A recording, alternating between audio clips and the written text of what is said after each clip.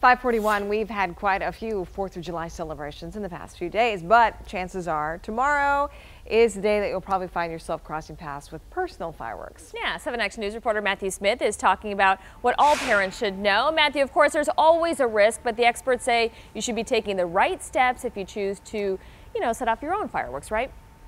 Absolutely, because as personal fireworks, at the end of the day, they are explosives. It's nice to call them fireworks. The reality is, yeah, they blow things up. And so if you're a parent, one of the things you're going to want to look for is that you say 1.4 G. Basically what that means is that this is a consumer grade firework and that it is something that you can be using as a parent. Now, you can also go those extra mile, even if it's something like a sparkler your kid's going to be using. Maybe make sure that they have the long sleeve shirt on. You can add on some goggles. And when it comes down to it, gloves might not be a bad idea either. Here's something for you that as a parent you should be doing as well. Just making sure that you have a long lighter, not one of those little short ones so you're right up next to that wick. That little bit of extra space can just give you a little bit of extra time to get away from something as you set it off. And the reality is these are fun. You're supposed to have a good time celebrating the 4th of July, but even if it's something simple, not like this Roman candle, but maybe a sparkler, the reality is they cause a lot of issues for kids and they do get hurt from them. And that's why you have to be careful, maybe making sure they're a little bit further away from the body than usual.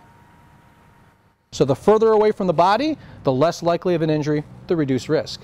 The closer to the body, we never want to hold it close to the body because then it can burn us, burn our hands, affect our eyes or our face. If we keep it away from the body, then there's no chance or less chance we're reducing the risk.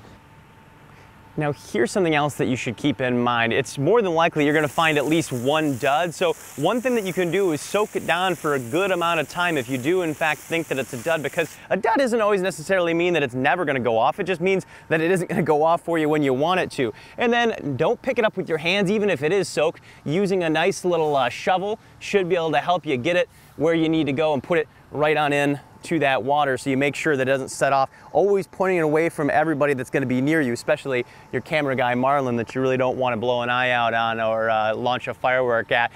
Guys, it's safety first when it comes to these explosives, and yes, we're going to keep using that word explosive. If you are going to be having your kids be holding on to stuff, make sure you're doing the stuff that's a little bit safer. They actually will call stuff safe and sane. Now, fire officials don't like to call it safe because they say all things have a little bit of inherent risk, but if you ask for the safe and sane, that means it's not going to be the stuff that blows up in the air, and that means it's going to be a little bit safer for the kiddos to be dealing with tomorrow for the 4th of July.